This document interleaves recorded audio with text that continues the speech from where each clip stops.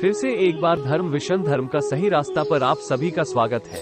अगर अभी तक आपने चैनल को सब्सक्राइब नहीं किया है तो पहले नीचे दिए गए सब्सक्राइब बटन पर क्लिक करें और बाजू में दी गई घंटी को दबाएं और हमसे रोज नया ज्ञान लेते रहे।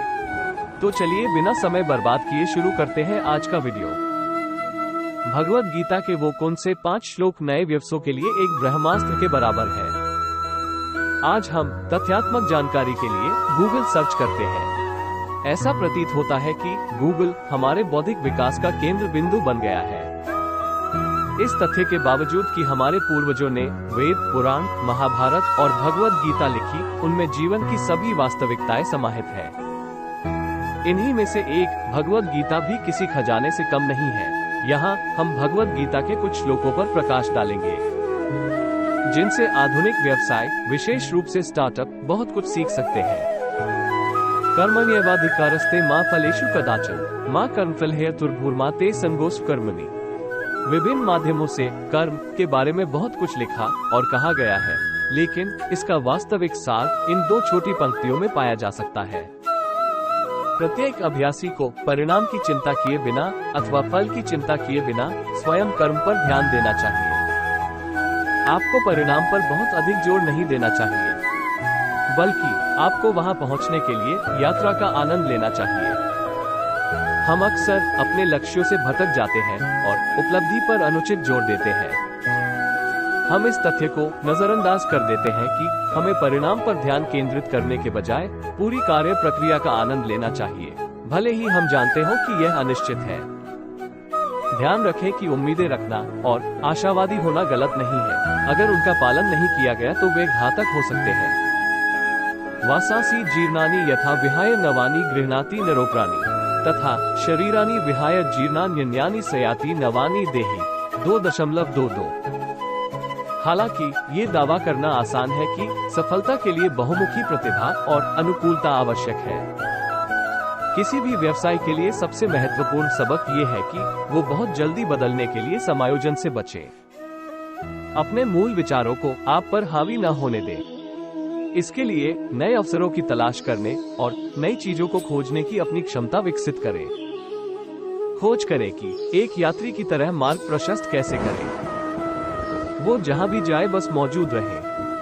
एक बात पर टिके न रहें, खुले दिमाग से रहें और स्पंज की तरह अनुभवों से सीखने को तैयार रहें। आप जितनी जल्दी बदलाव को स्वीकार करेंगे, आपके लिए उतना ही अच्छा होगा। याद रखें कि बदलाव भी स्थायी होता है। जैसे आत्मा किसी शरीर को छोड़ने से पहले उसमें प्रवेश करती है। क्रोधात् भवति सम्मोहः सम्मोहात् स्मृति विभ्रमः क्रोधात् भवति सम्मोहः सम्मोहात् स्मृति विभ्रमः स्मृतिभ्रंशात् बुद्धिनाशो बुद्धिनाशात् प्रणश्यति 6:3। व्यापारियों को अपने गुस्से पर काबू रखना सीखना चाहिए। जब हम क्रोधित होते हैं तो हम असमंजस में रहते हैं और अपनी क्षमता को खो देते हैं।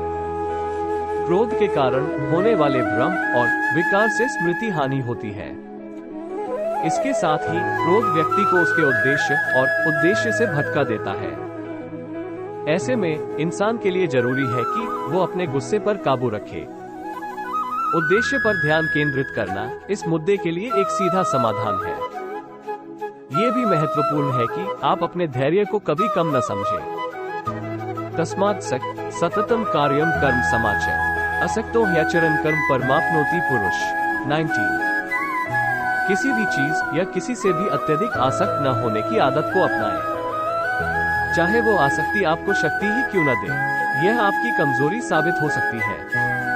यह आपकी यात्रा को चुनौतीपूर्ण भी बना सकता है। हालांकि आपके लिए यह आवश्यक है कि आप बाजार में होने वाली हर चीज पर कड़ी नजर रखें, लेकिन आपको इस पर ध्यान नहीं देना चाहिए। धूमेनाव्रियते वन्यथादर्शो मलेन च यथोल्बेनावृतो गर्भस्तथा तेनेदमावृतम्। ये सीधा सादा श्लोक बहुत कुछ कहता है। ये परहेज एक अभिशाप की तरह है, जो एक शुद्ध आवरण की तरह दिखता है, जो अक्सर भ्रामक भी हो सकता है। उदाहरण के लिए, हम आग के ऊपर मंडराते धुएं के कारण उसके पास नहीं जा सकते। अपने ज्ञान को प्रतिबिंबित करने के लिए हमें सबसे पहले उसमें से इच्छा की धूल को हटाना होगा। केवल तभी ज्ञान ग्रहण किया जा सकता है जैसे कि हम एक गंदे या धूल भरे दर्पण में उसे साफ किए बिना नहीं देख सकते हैं। हालांकि यह आसान नहीं लगता। बुद्धिमान व्यक्ति वो है जो जानता है कि क्या छोड़ना है और क्या चुनना है। वीडियो पर बने रहने के लिए धन्यवाद। तो मिलते हैं अगले वीडियो में नए ज्ञान के साथ। अगर आपको ये वीडियो पसंद आया हो तो लाइक करें, कमेंट में अपने विचार बताएं, शेयर करें और चैनल को सब्सक्राइब करना मत भूलिएगा।